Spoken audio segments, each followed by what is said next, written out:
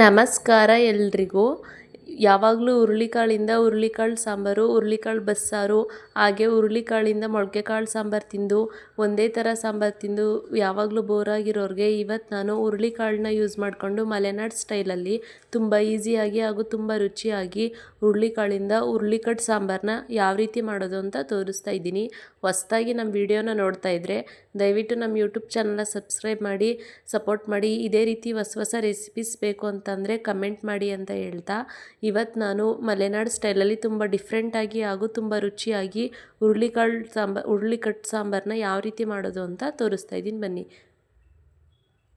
ಮೊದಲಿಗೆ ನಾನು ಒಂದು ಲೋಟ ಹುರುಳಿಕಾಳನ್ನ ತೊಗೊಂಡು ಅದನ್ನೆಲ್ಲ ನೀಟಾಗಿ ಸೋಸಿಟ್ಟು ನೀಟಾಗಿ ಒಂದು 2ರಿಂದ 3 ಸಲ ಹುರುಳಿಕಾಳನ್ನೆಲ್ಲ ವಾಶ್ ಮಾಡಿ ಅದಕ್ಕೆ 2ರಿಂದ 3 ಲೋಟ ನೀರನ್ನ ಹಾಕ್ಕೊಂಡು ಅದಕ್ಕೆ ರುಚಿಗೆ ತಕ್ಕಷ್ಟು ಉಪ್ಪನ್ನು ಹಾಕ್ಕೊಂಡು ಕುಕ್ಕರ್ ಮುಚ್ಚಳನ ಮುಚ್ಚಿ 7ರಿಂದ 8 ವಿಸಲ್ ಕೂಗಿಸ್ಕೊಳ್ಳೋಣ. ಯಾಕಂದರೆ ಹುರುಳಿಕಾಳು ಬೇಗ ಬೇಯೋದಿಲ್ಲ, ಅದಕ್ಕೆ ಇದನ್ನು ಒಂದು 7ರಿಂದ 8 ವಿಸಲ್ ಕೂಗಿಸ್ಕೊತಾ ಇದ್ದೀನಿ.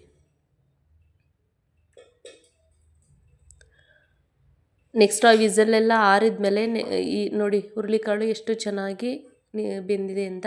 ಇವಾಗ ಆ ಹುರುಳಿಕಾಳು ಮತ್ತು ಆ ಹುರುಳಿಕಾಳಲ್ಲೆಲ್ಲ ಸಾಂಬಾರನ್ನ ಬೇರೆ ಬೇರೆ ಮಾಡೋಣ. ನೋಡಿ ಈ ರೀತಿ ಹುರುಳಿಕಾಳು ರಸ ಮತ್ತು ಹುರುಳಿಕಾಳನ್ನ ಬೇರೆ ಬೇರೆ ಮಾಡ್ಕೊಂಡಿದ್ದೀನಿ.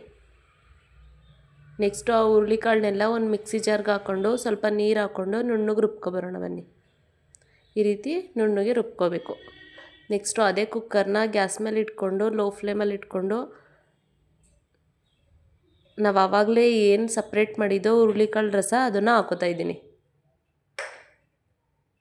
ನೆಕ್ಸ್ಟ್ ಅದಕ್ಕೆ ಆವಾಗಲೇ ರುಬ್ಬಿಟ್ಕೊಂಡಿರೋ ಮಿಶ್ರಣನ ಹಾಕ್ಕೊಂಡಿದ್ದೀನಿ, ಹುರುಳಿಕಾಳು ಮಿಶ್ರಣನ. ಇವಾಗ ಅದನ್ನೆಲ್ಲ ಚೆನ್ನಾಗಿ ಮಿಕ್ಸ್ ಮಾಡ್ಕೊತಾ ಇದ್ದೀನಿ. ಹಾಗೆ ನಾನು ಒಂದೆರಡು ಹಸಿಮೆಣ್ಸಿಕಾಯಿ ಮತ್ತು 2 ಈರುಳ್ಳಿನ ಉದ್ದುದ್ದು ಕಟ್ ಮಾಡಿ ಇಟ್ಕೊಂಡಿದ್ದೀನಿ. ಇವಾಗ ಅದನ್ನು ಸಾಂಬಾರು ಒಳಗಡೆ ಹಾಕ್ಕೊಂಡು ಚೆನ್ನಾಗಿ ಮಿಕ್ಸ್ ಮಾಡ್ಕೊಳ್ಳೋಣ. ನೆಕ್ಸ್ಟ್ ಇದಕ್ಕೆ ಒಂದು ನಿಂಬೆಹಣ್ಣು ಗಾತ್ರದಷ್ಟು ಹುಣಸೆಹಣ್ಣನ ಒಂದು 10 ನಿಮಿಷ ನೀರಲ್ಲಿ ನೆನೆಯಾಗಿ ಇಟ್ಕೊಂಡಿದ್ದೆ. ಇವಾಗ ಹುಣಸೆಹಣ್ಣಿನ ರಸನೂ ಅದರೊಳಗಡೆ ಹಾಕ್ಕೊಳ್ಳಿ. ಹುಣಸೆಹಣ್ಣಿನ ರಸನೂ ಹಾಕಾಗಿದೆ, ಅದನ್ನೆಲ್ಲ ಚೆನ್ನಾಗಿ ಮಿಕ್ಸ್ ಮಾಡ್ಕೊಳ್ಳೋಣ. ಮತ್ತು ನೆಕ್ಸ್ಟ್ ಇದಕ್ಕೆ ಸ್ವಲ್ಪ ಉಪ್ಪು ಮತ್ತು ಅರಿಶಿನ ಪುಡಿನ ಹಾಕೊಳ್ಳೋಣ. ಇದನ್ನು ಚೆನ್ನಾಗಿ ಮಿಕ್ಸ್ ಮಾಡ್ಕೊಳ್ಳಿ. ಗ್ಯಾಸ್ ಲೋ ಫ್ಲೇಮಲ್ಲೇ ಇರಲಿ.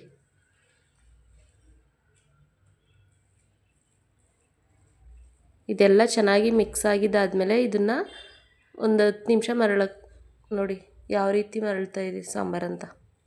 ಚೆನ್ನಾಗಿ ಈ ರೀತಿ ಸಾಂಬಾರು ಬೇಯಿದ್ಮೇಲೆ ಇದಕ್ಕೆ ಒಗ್ಗರಣೆ ಹಾಕೋಬೇಕು. ನೆಕ್ಸ್ಟ್ ಒಗ್ಗರಣೆ ಹಾಕೊಳ್ಳೋದಕ್ಕೆ ಒಂದು ಬಾಣಲಿನ ಗ್ಯಾಸ್ ಮೇಲೆ ಇಟ್ಕೊಂಡು ಲೋ ಫ್ಲೇಮಲ್ಲಿ ಇಟ್ಕೊಂಡು ಅದಕ್ಕೆ ಒಂದು 2 ಟೇಬಲ್ ಸ್ಪೂನ್ ಆಗೋಷ್ಟು ಅಡುಗೆ ಎಣ್ಣೆನ ಹಾಕ್ಕೊಂಡು ಒಗ್ಗರಣೆಗೆ ಸ್ವಲ್ಪ ಸಾಸಿವೆನ ಹಾಕ್ಕೊಂಡು ಸಾಸಿವೆ ಸಿಡಿದ್ಮೇಲೆ ಅದಕ್ಕೆ ಒಂದು 2ರಿಂದ 3 ಬೆಳ್ಳುಳ್ಳಿನ ಚೆನ್ನಾಗಿ ಸಿಪ್ಪೆ ಬಿಡಿಸಿ ಜಜ್ಜಿಟ್ಕೊಂಡಿದೆ. ಬೆಳ್ಳುಳ್ಳಿನ ಒಗ್ಗರಣೆಗೆ ಸ್ವಲ್ಪ ಜಾಸ್ತಿನೇ ಹಾಕ್ಕೊಳ್ಳಿ. ಬೆಳ್ಳುಳ್ಳಿ ಫ್ಲೇವರ್ ಈ ಸಾಂಬಾರು ಜೊತೆ ತುಂಬ ಚೆನ್ನಾಗಿರುತ್ತೆ. ಬೆಳ್ಳುಳ್ಳಿನ ಹಾಕ್ಕೊಂಡು ಚೆನ್ನಾಗಿ ಫ್ರೈ ಮಾಡ್ಕೊತಾ ಇದ್ದೀನಿ. ಇವಾಗ ನೆಕ್ಸ್ಟ್ ಇದಕ್ಕೆ ಒಣಮೆಣ್ಸಿಕಾಯಿ ಮತ್ತು ಕರಿಬೇವನ್ನ ಹಾಕೋತಾ ಇದ್ದೀನಿ. ಇವಾಗ ಇದನ್ನು ಚೆನ್ನಾಗಿ ಒಗ್ಗರಣೆಯಲ್ಲಿ ಮಿಕ್ಸ್ ಮಾಡ್ಕೊಳ್ಳೋಣ. ಜಾಸ್ತಿ ಹೊತ್ತು ಬಿಡಬೇಡಿ, ಬೆಳ್ಳುಳ್ಳಿ ಬೇಗ ಸೀದೋಗ್ಬಿಡುತ್ತೆ. ಲೈಟಾಗಿ ಫ್ರೈ ಮಾಡಿಕೊಂಡ್ರೆ ಸಾಕು, ಯಾಕಂದರೆ ಸಾಂಬಾರು ಜೊತೆ ಚೆನ್ನಾಗಿ ಕುದಿ ಬರೆದ್ರೆ ಸಾಕು. ನೆಕ್ಸ್ಟು ಒಗ್ಗರಣೆನೆಲ್ಲ ಅದರೊಳಗಡೆ ಹಾಕೊಳ್ಳೋಣ.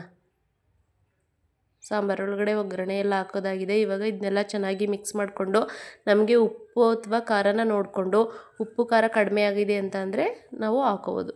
ನನ್ನ ಖಾರಕ್ಕೆ ಸ್ವಲ್ಪ ಕಡಿಮೆ ಇತ್ತು, ಅದಕ್ಕೆ ಒಂದು 2 ಟೇಬಲ್ ಸ್ಪೂನ್ ಆಗೋಷ್ಟು ಖಾರದ ಪುಡಿನ ಹಾಕ್ಕೊಂಡು ನೆಕ್ಸ್ಟು ಮತ್ತೆ ಕುಕ್ಕರ್ ಮುಚ್ಚಳನ ಮುಚ್ಚಿ ಒಂದೇ ಒಂದು ವಿಸಲ್ ಕೂಗಿಸ್ಕೊಂಡ್ರೆ ಬಿಸಿ ಬಿಸಿ ಹುರುಳಿಕಟ್ಟು ಸಾಂಬಾರು ಮಲೆನಾಡು ಸ್ಟೈಲಲ್ಲಿ ರೆಡಿ ಆಗುತ್ತೆ. ಒಂದೇ ಒಂದು ಸಲ ಈ ರೆಸಿಪಿನ ಟ್ರೈ ಮಾಡಿ ನೋಡಿ. ಧನ್ಯವಾದಗಳು.